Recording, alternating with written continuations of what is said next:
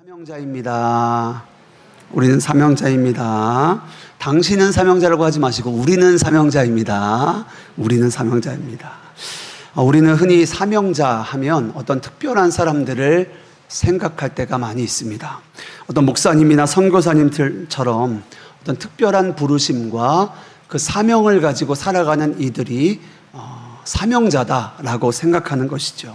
그러나 그렇지 않습니다. 우리가 방금 서로 인사하였던 것처럼 우리는 다 사명자입니다. 하나님께서 우리를 하나님의 자녀로 부르셨고 또 하나님의 백성 삼아 주셨습니다. 그리고 우리에게 교회로 이 땅에서 살아가라 말씀하셨습니다. 우리를 다 왕 같은 제사장으로 부르셨고 우리 각자에게 우리의 삶의 자리에서 맡겨진 사명을 감당하라 말씀하십니다. 그래서 우리는 반드시 그 맡겨진 사명을 감당하여야 합니다. 그런데 여기서 우리가 사명을 감당하기 위하여 가장 중요하고 필요하고 놓치지 말아야 할 것이 있는데요. 그것이 바로 기도입니다. 우리는 기도를 해야 사명을 감당할 수 있기 때문입니다. 우리가 기도에 대해 가장 갖는 큰 오해는 내가 필요한 어떤 도움을 얻기 위한 어떤 방편으로 기도를 생각한다라는 겁니다. 그러나 물론 기도에도 전능하신 하나님께 우리의 필요를 아뢰고 또 하나님이 우리의 기도를 들으시고 우리의 간구에 응답하시는 물론 이런 부분들도 기도에 있지만 이제는 우리가 더 적극적으로 나아가서 하나님이 우리에게 주신 사명을 감당하기 위하여 기도해야 할 줄 믿습니다. 우리 각자에게는 서로 다른 삶의 자리가 있습니다. 그리고 거기에는 우리가 각자가 감당해야 할 사명이 있는 거죠. 우리 가정만 봐도 그렇습니다. 남편의 자리가 있고 또 아내의 자리가 있고 아비의 자리가 있고 어미의 자리가 있습니다. 직장이든 사업장이든 누군가 자리가 있죠. 어떤 자리가 있고 그 자리를 맡은 사람이 있습니다. 거기에는 사명이 함께 있는 겁니다. 책임이 있는 것이죠. 동일합니다. 내가 감당해야 할 기도의 자리, 내가 감당해야 하는 겁니다. 이것은 다른 사람이 다 해줄 수 있는 것이 아니라는 거예요. 아무리 힘들어도 아무리 어려워도 우리는 사명을 짊어지고 나아가야 하는 겁니다. 이것은 피하려 한다고 피할 수 있는 것이 아닙니다. 피할 수 없으면 즐겨라 라는 말도 있는데요. 여러분 피하지 마시고요. 더 기도하셔서 하나님의 음성을 들으시고 하나님의 사명을 넉넉히 감당하시는 저와 여러분 되시기를 주님의 이름으로 축복합니다.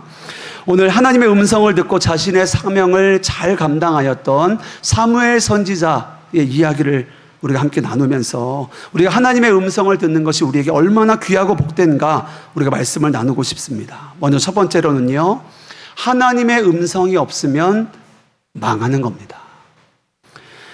오늘 본문은 어린 사무엘이 살아갔던 시대가 얼마나 영적으로 무너져 있었는지 타락하여 있는지 그 상황을 적나라하게 보여주는 구절로 시작합니다. 우리 1절 말씀 같이 읽겠습니다.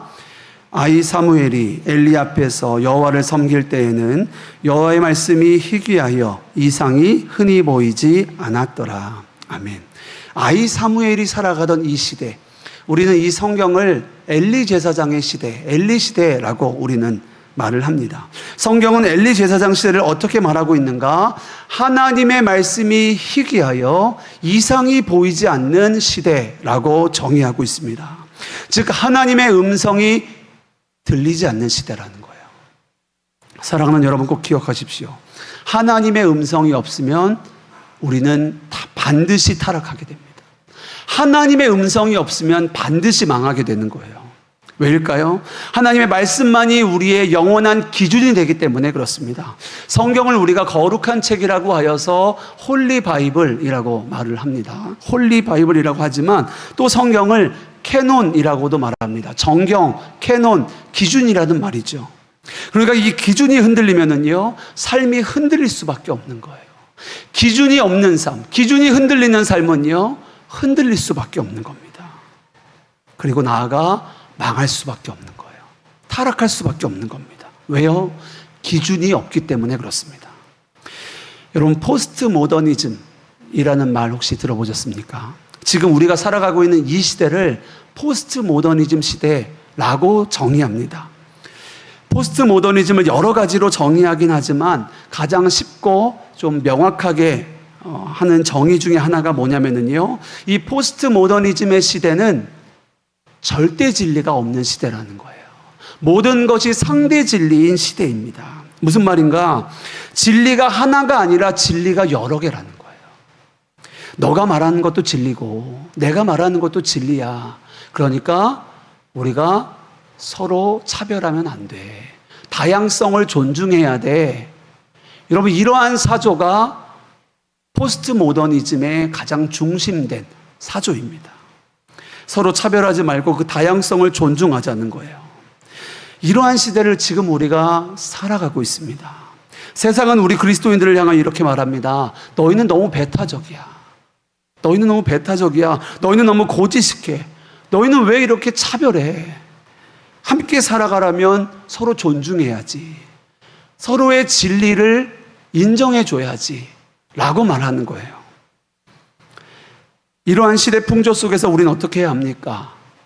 정말 그렇습니까? 여러분, 진리는요, 여러 개일 수가 없는 거예요. 진리는 하나입니다. 진리는 하나예요. 내가 길이요 진리요 생명이라 예수님께서 말씀하셨어요. 예수님이 아니고서는, 예수가 그리스도라는 이 진리 외에는 구원이 없는 거예요. 우리가 여기에 대해서는 조금도 타협할 수가 없는 것입니다. 아무리 세상이 우리에게 손가락질을 하고 조롱을 할지라도 우리가 여기에 대해서 조금도 타협할 수 없는 거예요. 그런데 여기서 우리가 세상의 풍조에 휩쓸리게 되면 어떻게 됩니까? 다 같이 망하게 되는 거예요. 타락하게 되어지고 다 같이 망하는 겁니다. 지금 엘리 제사장의 시대가 마치 그런 시대였다는 겁니다. 다윗도 이렇게 고백합니다. 주의 말씀만이 내 발의 등이요 내 길의 빛이다 라고 고백해요. 여러분, 우리 삶에 빛이 없으면은요, 어두운 거예요. 칠흑같이 어두운, 빛이 하나도 없는 것은요, 칠흑같이 어두운 겁니다. 빛이 없으면 없을수록 더 어두워지는 거예요. 어둠이 강한 겁니다. 그러나 거기에 아주 작은 세미한 빛이라도 있으면 어떻습니까? 그럼 그때부터 밝아지기 시작하는 거예요. 어둠은 빛의 속도로 사라지기 시작하는 겁니다. 우리 그리스도인의 존재가 바로 그런 거예요. 그러나 만약에 이 세상 사람들, 우리가 기준이 되고 우리 그리스도인들이 기준이 되고 거울이 되는 말씀이 없으면은요, 우리도 세상과 함께 망하게 되는 겁니다. 그래서 우리는 깨어 근신하여야 하는 겁니다. 만약 우리가 어둠 가운데 있으면은요, 어두운 줄 모르고 살아가고 있다면 그것만큼 심각한 상황이 없는 거죠. 우리가 기도하지 않으면 이렇게 될 수 있다는 거예요. 우리가 영적으로 깨어있지 않으면 얼마든지 그럴 수 있다는 거예요. 하나님의 음성이 없으면 망하게 되는 겁니다. 하나님의 음성이 없으면 타락하게 되는 거예요. 지금의 시대는 굳이 기도하지 않아도 사는 것이 불편하지 않습니다. 여러분, 기도 안 한다고 밥을 못 먹습니까? 기도 안 한다고 직장 가는데 방해가 됩니까? 기도 안 한다고 교회 못 다닙니까? 여러분, 주변을 한번 봐보세요. 다 그렇게 살아가도 괜찮은 것 같아요. 여러분, 솔직하게 대답해 보세요. 속으로요. 그럼 기도하는 게 편합니까? 기도 안 하는 게 편합니까? 어떠세요? 기도하는 게 편하세요? 기도 안 하는 게 편하세요? 두말하면 잔소리죠. 기도 안 하는 게 편하죠. 기도 안 하면서 우리는 별로 어려움을 느끼지 않습니다. 물론 아주 조금 마음의 불편함은 느낄 수 있어요. 뭔가 하나님께 뭔가 죄송한 것 같아요. 뭔가 내가 하나님의 뜻과는 다르게 살아가고 있는 것 같아요. 하나님께 죄송한 마음이 조금 들지는 모르지만 육신적으로는 조금도 어려움을 갖지 않아요. 그런데 이것이 영적으로 우리가 얼마나 무뎌져 가고 있는가 분명하게 보여주는 지표입니다. 우리가 영적으로 딱딱하여지면 딱딱하여질수록, 무뎌지면 무뎌질수록 이러한 감각들이 다 죽어버리는 거예요. 나아가서는 우리가 조금도 어려움을 느끼지 않아요. 기도하지 않고 살아가도 문제를 느끼지 못합니다. 우리의 영이 무너질수록, 딱딱해질수록 이런 영적 민감함이 떨어지는 거죠. 마치 엘리 제사장의 시대에 그냥 그렇게 살아갔던 것처럼 말입니다. 이상이 희귀하여 보이지 않았던. 엘리 제사장 시대 때 예배 안 드렸을까요? 그들도 예배 다 드렸습니다. 절기 다 지켰어요. 율법도 다 지켰습니다. 그러나 말씀이 희귀하였고 이상은 보이지 않았습니다. 그들이 하나님을 안 믿거나 부인한 거 아니에요. 그러나 그 시대는 영적으로 타락한 시대라고 성경은 말하고 있습니다. 하나님의 말씀이 희귀하여 이상이 보이지 않는 시대였어요. 사랑하는 여러분, 그래서 오늘 하나님께서는 아이 사무엘을 부르고 계시는 거예요. 사무엘에게 기도하게 하시고 사무엘을 통하여 이스라엘을 회복하게 하시는 하나님을 우리가 오늘 보게 되어지는 겁니다. 왜요? 이스라엘을 다시 회복시키기 위하여, 부흥하게 하기 위하여서 말입니다. 그래서 우리는 더욱더 하나님의 음성을 사모하여야 합니다. 여러분 기억하십시오. 하나님의 음성을 우리가 듣지 못하면요, 우리는 타락할 수밖에 없어요. 기준을 잃어버리기 때문에 그렇습니다. 잠언서 29장 18절 말씀 우리 같이 읽겠습니다.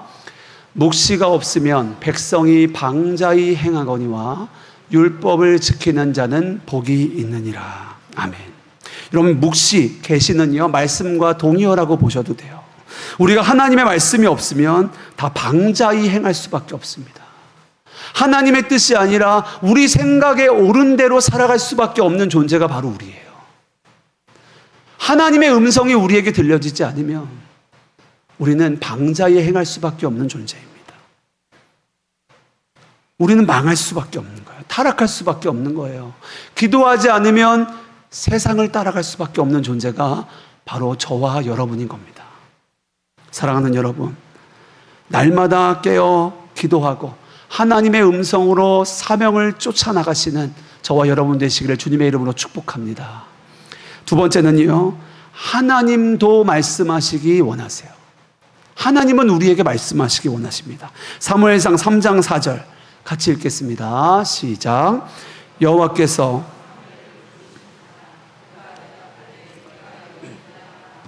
아멘. 오늘 본문에 나오는 특징이 뭐냐면요, 하나님이 사무엘을 부르세요. 사무엘아 사무엘아 부르시는데 사무엘이 하나님의 음성을 듣지 못하였다는 거예요. 하나님의 음성은 분명히 들려지는데요, 그는 하나님의 음성을 듣지 못해요. 왜일까요? 사무엘은 어리기도 하였지만 그는 하나님의 음성이라고 생각하지 못하는 거예요. 그래서 사무엘은 엘리 제사장이 자신을 부른 줄 알고 엘리 제사장에게 가고 있는 겁니다. 그렇게 3번을 반복하는 거예요. 엘리 제사장도 마찬가지입니다. 사무엘이 3번을 찾아왔을 때에서야, 그제서야 그가 어렴풋이 기억이 났던 것 같아요. 아, 혹시 하나님이 사무엘을 부르셨나? 그래서 그때서야 말을 하는 거죠. 사무엘에게 또 하나님이 부르시면 네, 제가 듣겠습니다 라고 말하라고 가르쳐 줍니다. 그리고 비로소 4번째 하나님이 부르실 때에 사무엘이 주의 음성을 듣게 되는 거죠. 여러분, 성경이 왜 이렇게 말씀을 기록했을까요? 그냥 하나님이 사무엘을 부르셨고 사무엘이 하나님의 음성을 들었더라 라고 한마디로 정의하면 되는데 왜 이렇게까지 이야기를 끌어가냐는 거죠. 3번이나 듣지 못하고 3번이나 찾아가고 그제서야 하나님의 음성이라는 것을 알게 되고 하나님께 이렇게 기도하였더니 하나님의 음성을 듣더라 라는 이런 이야기를 왜 이렇게 기록해 놓았을까라는 겁니다. 아까 보았던 것처럼 영적으로 어두운 시대는요, 말씀이 희귀한 시대예요. 하나님이 말씀하셔도 듣지도 않고 순종하지 않는 그런 시대입니다. 그게 바로 엘리의 시대였어요. 여러분, 말씀이 희귀하다는 것은요, 하나님이 말씀하지 않으셨다라는 게 아닙니다. 하나님은 계속하여 말씀하셨어요. 그러나 그 말씀을 듣지 않는 거예요. 우리가 귀를 막든지 우리가 그것을 외면하든지 혹은 말씀을 들어도 하나님의 말씀으로 알지 못하는 겁니다. 우리가 못 듣는 것이지 하나님이 말씀하지 않으신다는 거 아니에요. 우리가 오늘 붙들어야 할 진리는 바로 이것입니다. 하나님은 우리에게 말씀하시기 원하시는 거예요. 우리와 교제하기 원하십니다. 우리에게 말씀하시기 원하세요. 그런데 우리는 항상 말합니다. 하나님의 뜻을 모르겠어요, 목사님. 내가 어떻게 해야 될지 모르겠어요, 목사님. 하나님이 말씀하지 않으시는 걸까? 근데 우리가 다시 한번 이 말씀에 비추어 생각해 볼 필요가 있습니다. 우리가 기도를 할 때 갖는 가장 큰 문제 중 하나는 우리의 답을 정해놓고 하나님께 기도할 때가 많다는 거예요. 여러분, 기도할 때 하나님의 뜻을 구하는 기도를 하셔야 합니다.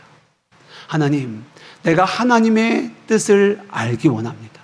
하나님의 뜻대로 순종하겠습니다. 이 믿음 위에, 이 믿음의 기도 위에, 믿음의 간구 위에 하나님의 음성이 들려지는 거예요. 오늘 말씀도 보십시오. 오늘 사무엘이 주여 내가 여기 있습니다, 내가 듣겠나이다 하였을 때 그 말씀이 들려지는 것을 보십시오. 사랑하는 여러분, 하나님은 오늘도 우리에게 말씀하기 원하십니다. 오늘 하나님이 사무엘을 몇 번 부르십니까? 3번, 4번 부르세요. 근데 3번, 4번, 5번 안 부르셨을까요? 오늘 사무엘을 하나님이 부르신 횟수는요, 사무엘이 들을 때까지예요. 하나님이 여러분들을 몇 번 부르실까요? 하나님이 여러분들에게 몇 번 말씀하실까요? 여러분들이 들으실 때까지 말씀하십니다. 중요한 것은 내가 하나님의 말씀을 듣고자 하는가, 하나님의 말씀에 순종하고자 하는가, 그게 다른 거예요. 그렇습니다. 여러분, 하나님의 음성은 반드시 들려지게 되어 있습니다. 내 양은 내 음성을 듣는다 말씀하셨어요.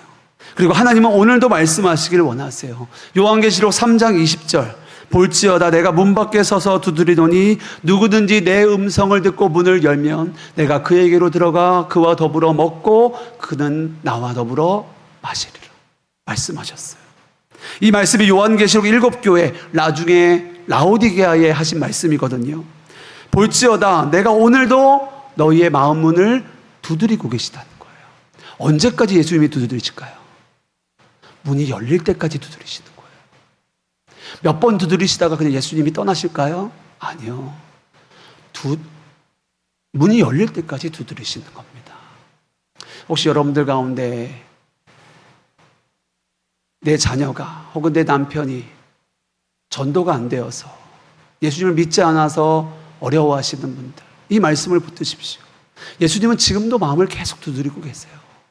언제까지요? 그 마음 문이 열릴 때까지. 우리는 그 믿음으로 기도하는 거예요.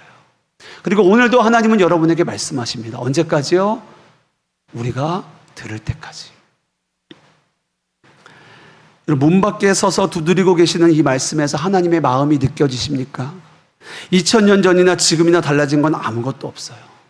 우리의 본성은 2000년 전에 라오디아 교회 때에도 잠들어 있었고, 오늘 사무엘의 시대에도, 엘리 제사장의 시대에도 잠들어 있었고, 지금 이 시대도 마찬가지입니다.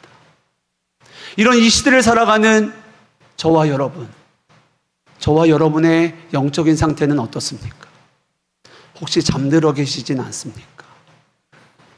그럼 우리가 어떻게 해야 하겠습니까? 여러분, 지금 이 시대는 마치 엘리 제사장의 시대와 비슷한 것 같아요.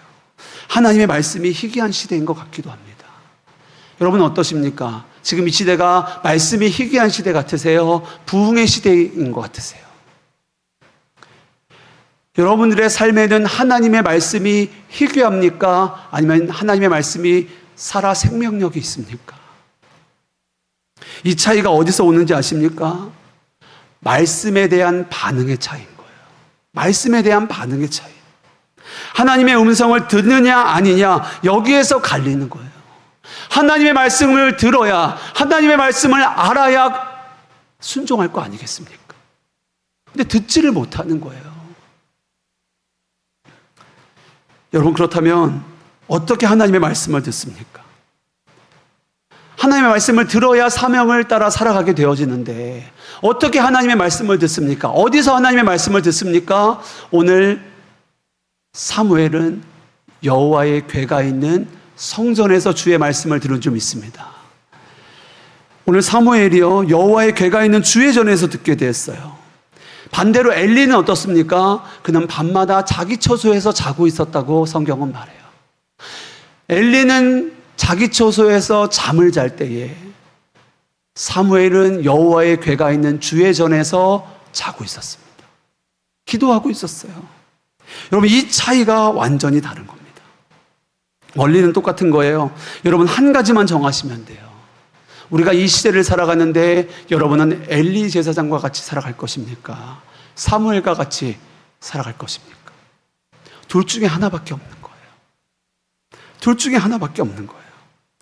이 시대의 풍습대로 살고 싶으십니까? 아니면 날마다 영적으로 깨어 살아가길 원하십니까? 둘 중에 하나밖에 없는 거예요. 사랑하는 여러분, 사명은 영광스러운 것이고 사명은 우리가 감당해야 할 자리입니다. 하나님의 이 거룩한 사명을 감당하기 위해 해야 할 것은요, 우리가 하나님의 전에서 하나님의 음성을 듣는 것인 줄 믿습니다. 마지막 세 번째는요, 하나님의 음성을 들어야 사명을 지킵니다. 사무엘상 3장 11절과 12절 같이 읽겠습니다. 여호와께서 사무엘에게 이르시되 보라, 내가 이스라엘 중에 한 일을 행하리니 그것을 듣는 자마다 두 귀가 울리리라. 내가 엘리의 집에 대하여 말한 것을 처음부터 끝까지 그날에 그에게 다 이루리라. 아멘. 엘리의 시대는 타락하였습니다. 하나님의 말씀이 희귀하였습니다. 거룩하게 구별되었다고 말하는 대제사장의 가문까지도 그랬어요. 당시 엘리 제사장의 두 아들 이야기는 우리가 잘 알고 있죠. 그들은 하나님을 경외하지 않았습니다. 하나님 앞에서 죄를 범하는데도 그들은 조금도 개의치 않았어요.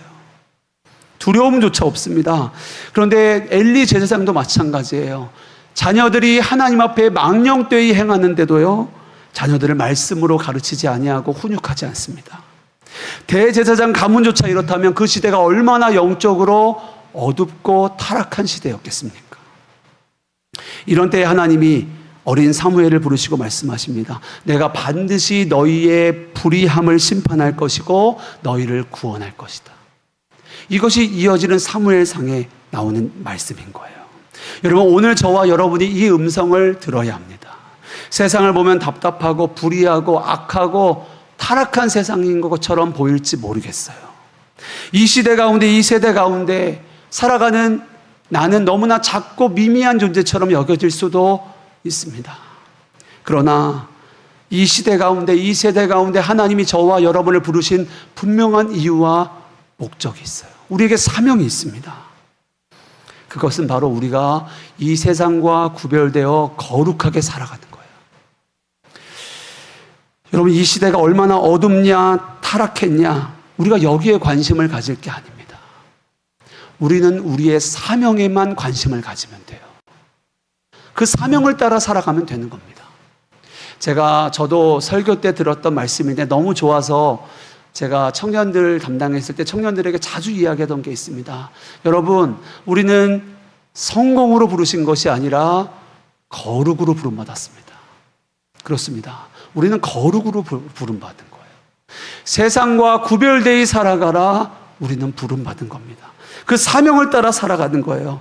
우리가 이 세상 탓할 것도 아니라, 이 시대를 탓할 것도 아니라, 어떤 악한 사람을 탓할 것도 아니라, 우리가 이 거룩의 사명을 쫓아 살아가는 겁니다. 저는요, 지금도 하나님은 교회에 소망을 두고 계시다라고 믿어요. 세상이 교회를 걱정하는 시대가 되었습니다. 세상이 교회를 걱정해요. 어떻게 이런 시대가 됐습니까?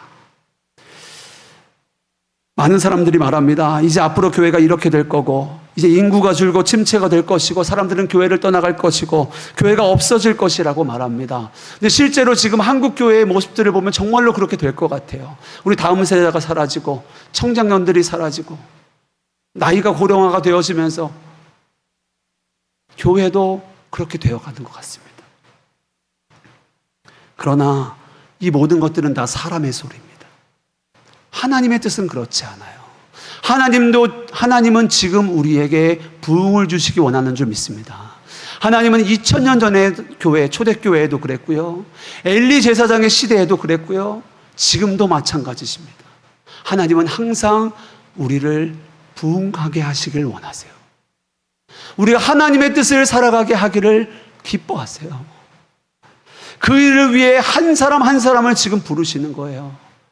그 사명에 저와 여러분을 하나님이 초대하시는 겁니다. 어떠십니까? 여러분은 지금도 살아계시고 역사하시는 전능하신 여호와 하나님을 믿으십니까? 그리고 그 하나님이 지금도 우리에게 말씀하고 계시고 우리 가운데 새 일을 행하기 원하신다라고 정말 믿으세요? 그렇다면 우리는 그 믿음을 가지고 기도해야 되는 거예요. 하나님이 저와 여러분을 오늘도 부르십니다.